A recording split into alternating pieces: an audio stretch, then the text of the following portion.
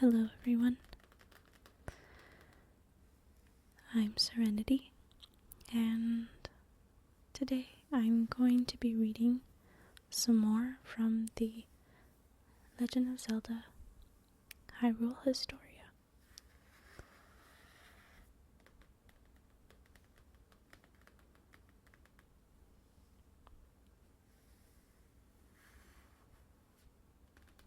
Let's go ahead and open it up.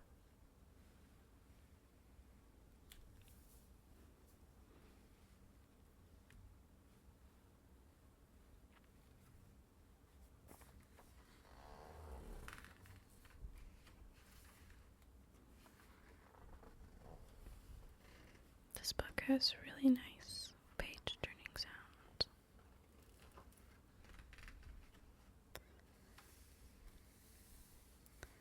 That really nice crinkly, not really crinkly, more like creaky type sound.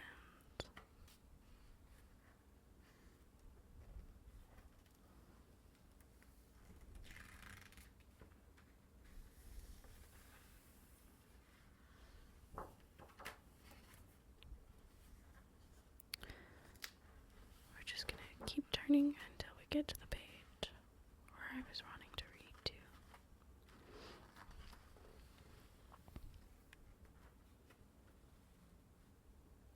Here we go.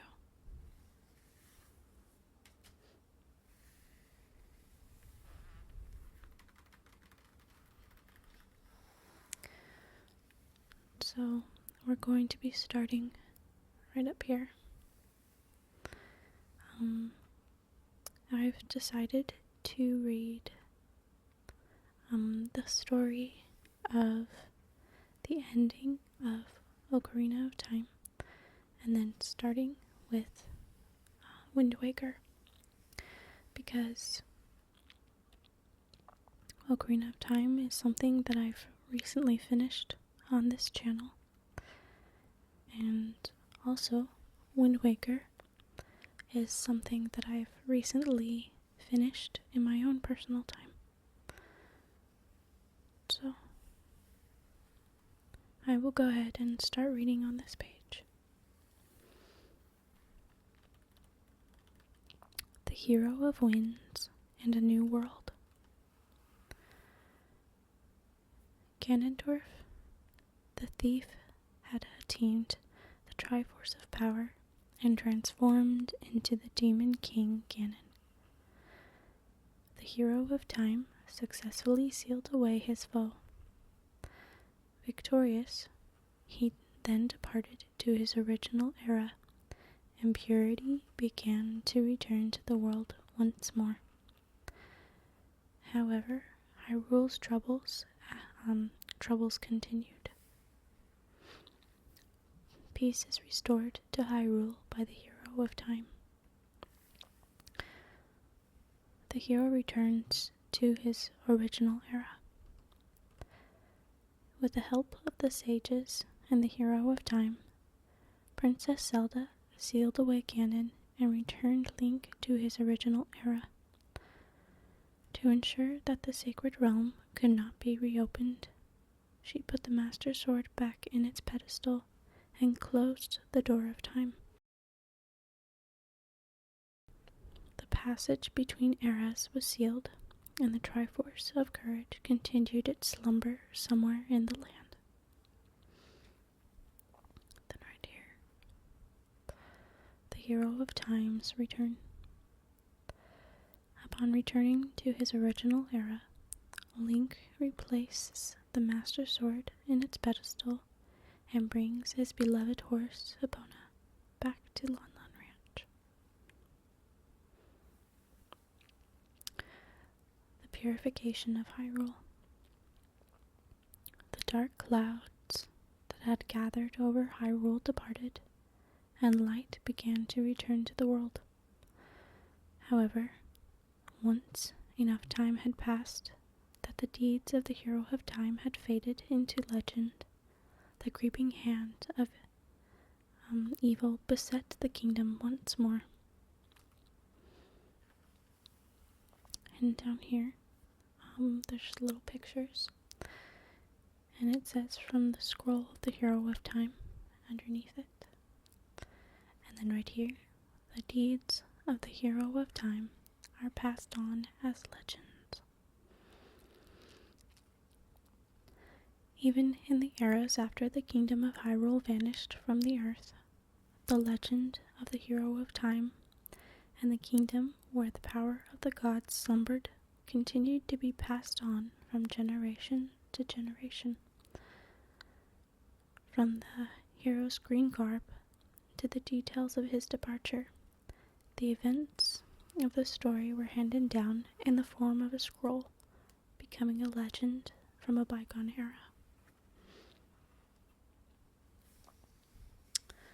Now we're going to start on this page. It says the Chronicle of the Sinking of Hyrule.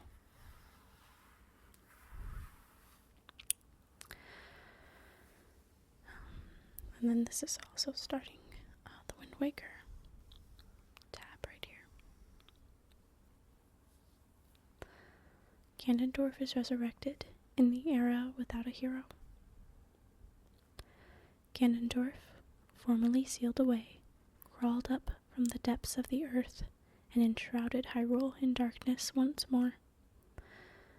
The prayers of the people were in vain, and the hero never appeared.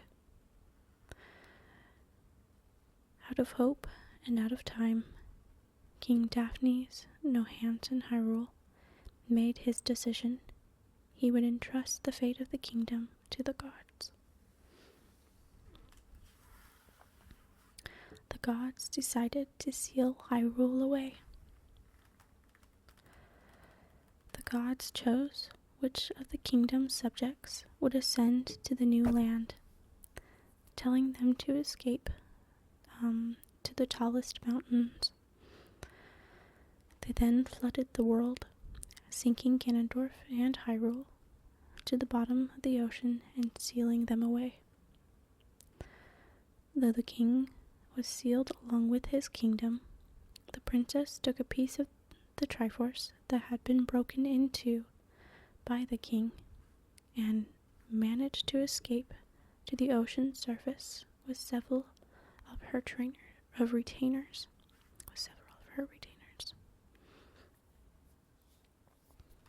That would be this picture right here. There's the princess and her retainers. And then this one up here talks about the charm of the royal family, also known as the pirate's charm. And also down here, the writing system in the era without a hero.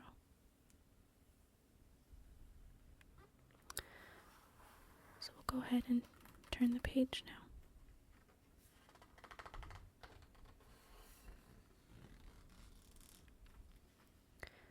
Now we're going to start up here. Ganondorf's repeated resurrections. Ganondorf's plots. Hundreds of years passed, and Ganondorf, who should have been sealed at the bottom of the ocean, along with Hyrule, was resurrected once again. He gave an order to his minions to attack the wind and earth temples, killing the two sages whose prayers gave the Master Sword the ability to destroy evil. Upon emerging from the sea, he turned the Forsaken Fortress into his base of operations and began his search for Princess Zelda, a descendant of the royal family who possessed the Triforce of Wisdom. And here's the Forsaken Fortress. The girl with the blood of the royal family and the pirates. King Daphne's no hands in Hyrule, ordered by the gods to put an end to Ganondorf's ambitions, awoke from his slumber. His spirit took up residence in a small red boat known as the King of Red Lions, and he began searching for the new hero and the descendant of the royal family. The descendant he sought had grown up as the leader of a group of pirates. Known as Tetra, she had spent her life sailing the seas. And down here, it says it's a map of the world in the era of the Great Sea. Just right here.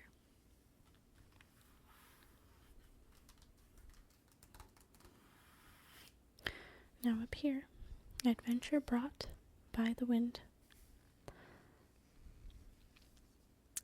The boy meets the King of Red Lions. In order to locate Princess Zelda, Ganondorf took control of an ominous bird, kidnapping girls from all around the sea. In the midst of this villainy, the King of Red Lions discovered a boy named Link from Outset Island who had infiltrated the Forsaken Fortress in an attempt to rescue his kidnapped sister. And up here it says the kidnapped girls. Princess Zelda, in whose veins flows the blood of the Hylians, possesses their characteristic long ears. The ominous bird seeks out girls who share this trait and carries them off to the Forsaken Fortress. Here's Link on Outset Island. And then right here, the boy from Outset Island proves his courage. The King of Red Lions decided to gamble the future of Hyrule on the courage of Link, the boy who was trying to rescue his sister. He bestowed the Wind Waker upon Link, which had been passed down by the royal family, and the two set off on their adventure. Upon receiving a pearl from each god that watched over the land, Link raised the Tower of the Gods and found himself proving his courage in a great trial. So here's the Wind Waker right here. And it says, in ancient times, the Wind Waker was a baton used to play songs that served as prayers to the gods.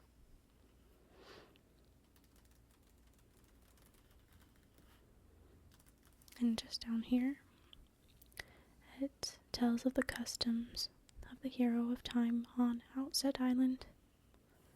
When a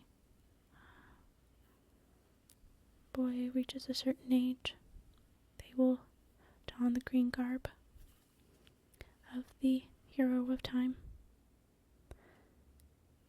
though they're meant to imitate the legendary hero and symbolizing all kinds of things about having the hero of time's courage. I'll go ahead and turn the page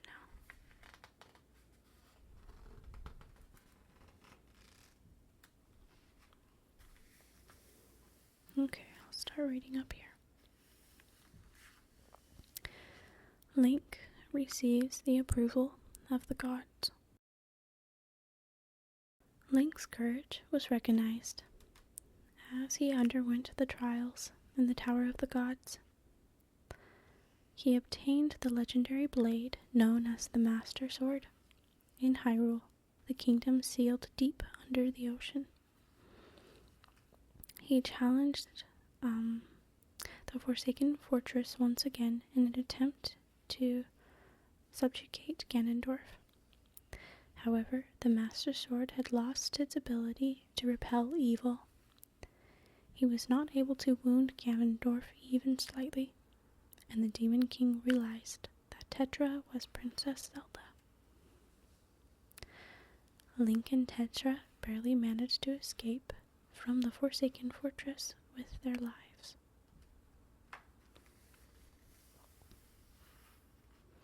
And right up here it says, the legendary blade can only be wielded by the hero. In this era, it acts as the key to the seal on the sunken kingdom of Hyrule.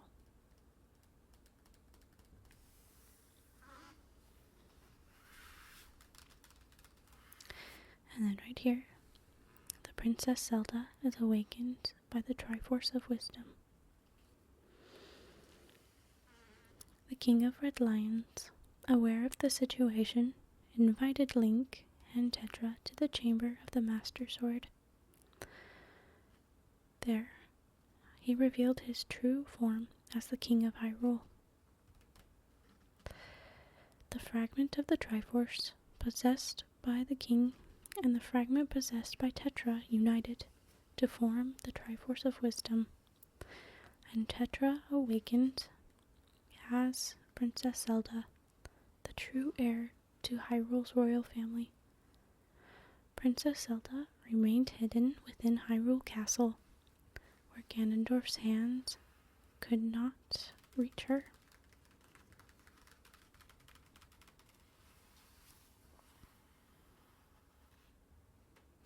And down here it says, an ancient battle decorates the inside of Hyrule Castle. And it shows really cool stained glass depictions of the sages and the princess and Link.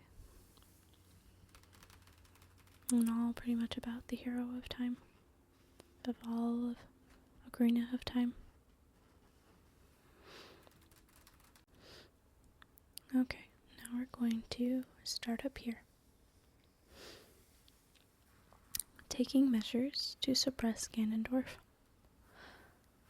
The King of Red Lions directed Link to find the pieces of the Triforce of Courage sunk beneath the sea.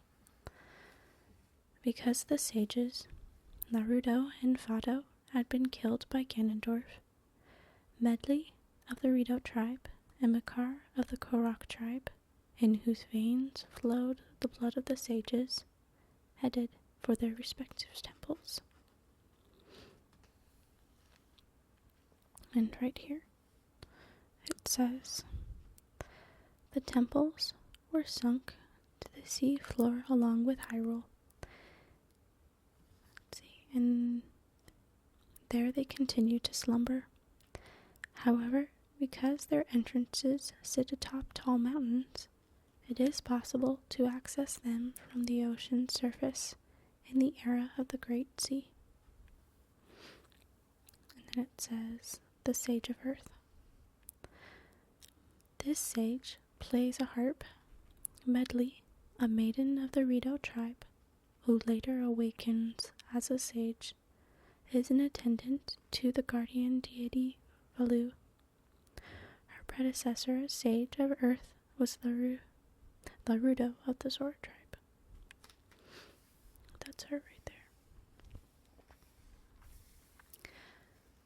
And then right here, the prayers of the sages and the power to repel magic. The spirits of the previous sages, who had lost their lives at the hands of Ganondorf, awakened the new sages by playing special melodies on their instruments. Medli, the Sage of Earth, and Makar, the Sage of Wind, offered up their prayers and restored the power to repel magic to the Master Sword. And right here, it says, the Sage of Wind. This sage plays a violin. Makar of the Korok tribe plays the role of accompanist in the Korok's annual ceremony. He will later awaken as a sage. His predecessor was Fado of the Kokiri tribe.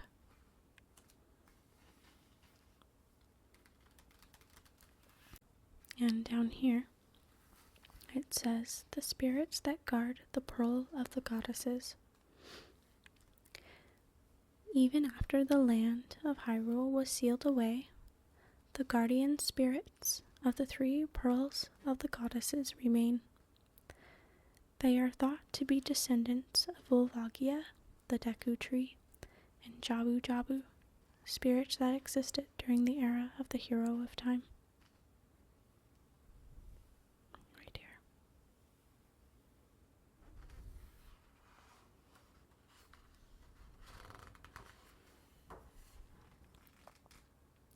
Now we will start up here.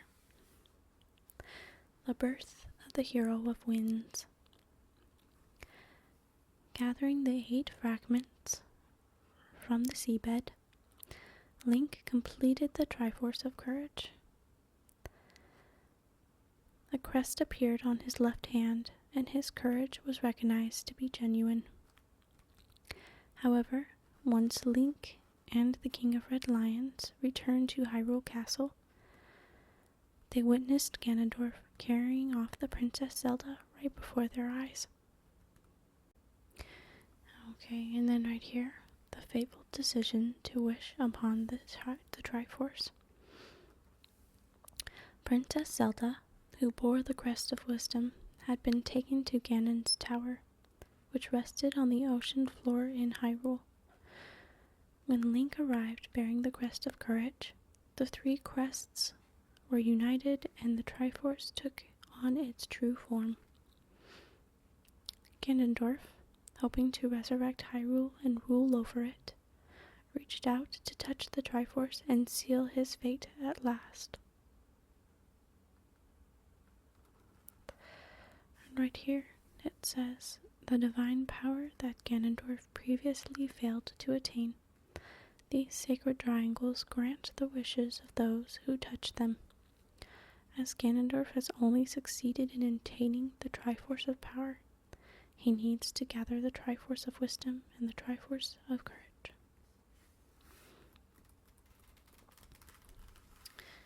And then right here, it talks about the Kokiri and the Zora tribes take on new forms. Some of the peoples in the era of the Great Sea underwent drastic changes in form during the tumultuous eras of the past. The Kokiri now appear plant-like, having transformed in the Korok tribe, who spread greenery around the world with the spirit known as the Deku Tree. The Zora tribe, who now bear bird-like beaks, have transformed into the Rito. They grow their wings upon being blessed with one of the Spirit Valu's scales.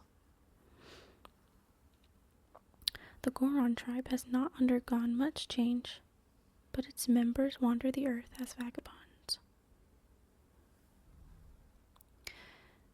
And now, here is the last page that I'm going to read today.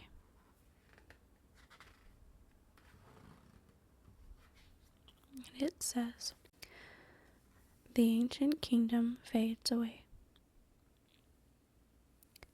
Suddenly, the King of Hyrule appeared and touched the Triforce before Ganondorf was able to. In a sonorous voice, the king declared his wish. Wash away the ancient land of Hyrule. Let a ray of hope shine on the future of the world. And then, right up here, it says, Ganondorf's desire. Ganondorf, obsessed with the idea of resurrecting Hyrule, the kingdom that had sunk to the bottom of the ocean, described the land's destruction by the gods.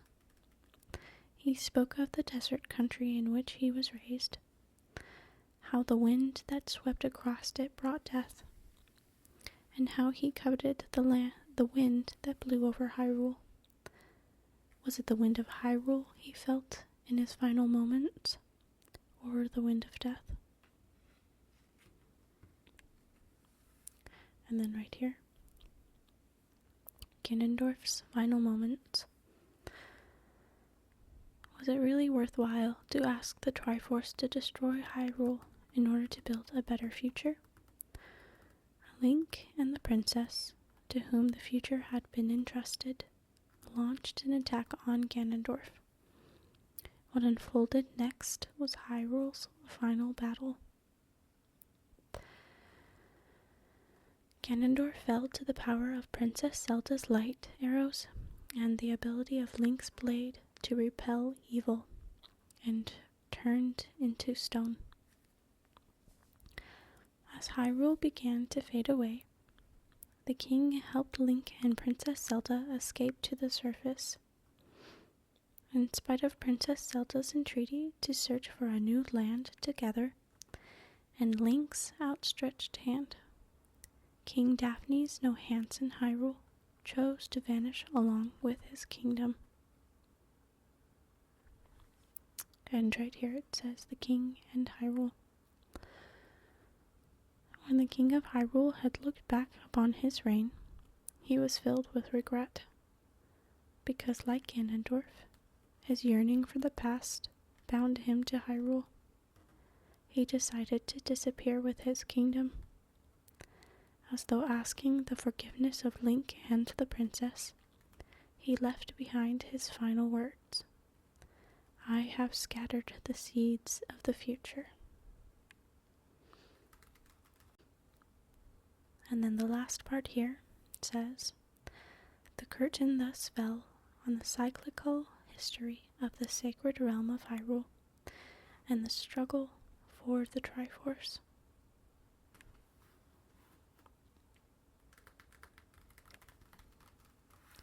And that is the end of The Wind Waker.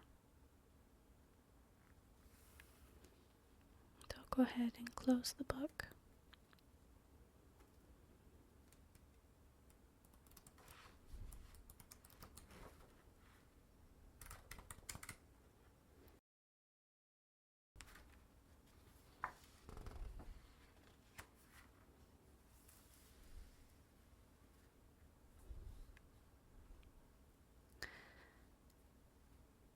I hope you enjoyed listening to the story of The Wind Waker,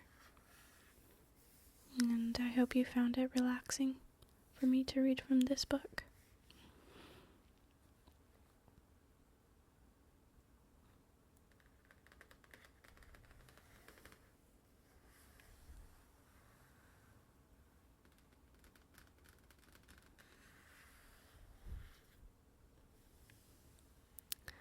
I will see you guys in the next video.